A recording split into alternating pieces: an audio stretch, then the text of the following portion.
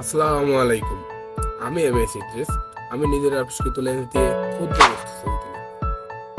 তো এখন আমি যাচ্ছি আমাদের বিলে গিয়ে আমি ছবি তোলার চেষ্টা করব যে কোনো ক্ষুদ্র জিনিসের, দেখি কতটা সুন্দর দেখায়।